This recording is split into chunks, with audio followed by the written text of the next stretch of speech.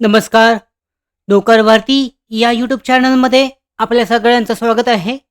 महाराष्ट्र राज्य उत्पादन शुल्क सरळ सेवा भरती 2023 महाराष्ट्र स्टेट एक्साईज भरती जी होती 2023 साठीची सरळ सेवा भरती या जवळजवळ सर्व पदांचा जो निकाल आहे तो निकाल जाहीर करण्यात आलेला आहे. पाहू शकता मैदानी परीक्षेसाठी पात्र ठरलेल्या उमेदवारांची यादी आहे. जवान आणि वाहन चालक पदासाठीची ती जाहीर करण्यात आलेली आहे. यामध्ये चेक केली जाऊ शकते जी यादी आहे ती देण्यात आलेली आहे. यानुसार उमेदवाराचे मार्क्स, ॲप्लिकेशन सिक्वेन्स नंबर आहे, रोल नंबर आहे, कॅन्डिडेट नेम, जेंडर, जन्मतारीख, त्याच्यानंतर रिझर्वेशन कास्ट कॅटेगरी आहे, non criminal yes or no, त्याच्यानंतर एकूण मार्क्ससोबतची कट ऑफ पाहू शकता 107, 106 अशा पद्धतीचे मार्क्स आहेत. 100, 107 पर्यंतचे 97, 96 हे कट ऑफनुसार जे मार्क्स आहेत, जी निवड झालेल्या उमेदवारांची यादी आहे. म्हणजेच ते पाहू शकता पात्र ठरलेल्या मैदानी परीक्षेसाठी पात्र ठरलेल्या उमेदवारांची यादी जवान वाहन चालक पदासाठी.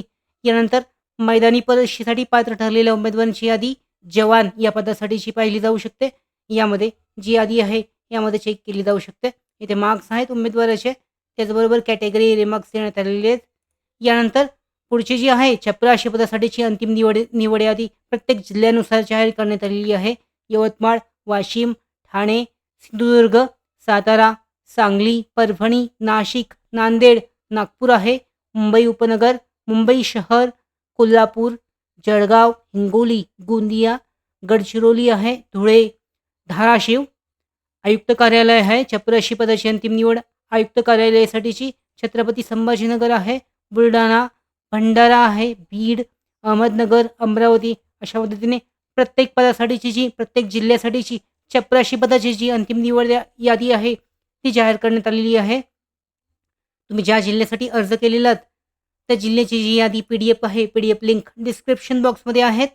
त्यामुळे डाउनलोड करून चेक केले जाऊ शकतात. तुमचं नाव चेक करू शकता पदानुसार.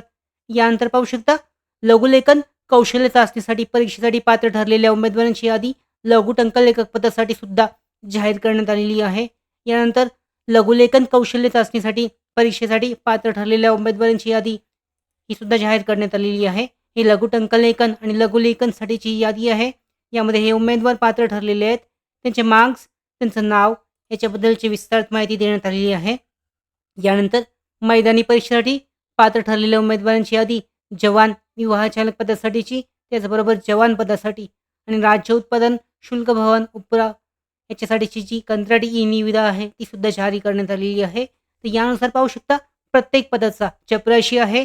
जवान वाहन चालक, त्याचबरोबर लिपिक या पदांचा विविध संवर्गांची सरळ सेवा भरती राज्य उत्पादन शुल्क विभाग यासाठीची जी निकाल आहे, अंतिम निकाल म्हणजेच जी परीक्षेसाठी पात्र ठरलेल्या उमेदवारांची यादी आहे, अंतिम निवड यादी, त्याचबरोबर जी मैदानीसाठी पात्र ठरलेले जवान वाहन चालक या पदासाठी पात्र ठरलेल्या उमेदवारांची यादी जाहीर करण्यात आलेली आहे.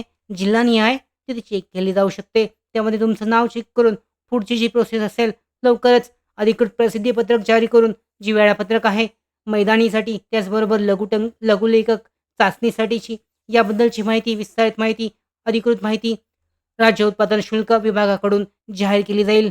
त्याचबरोबर डिटेलमध्ये पाहण्यासाठी पुढच्या अपडेट्ससाठी आमच्या भरती updates, study material, online test series, police भरती प्रॅक्टिस टेस्ट आणि अधिक माहितीसाठी नोकर भरतीच्या यूट्यूब चॅनलला सबस्क्राईब करा. धन्यवाद.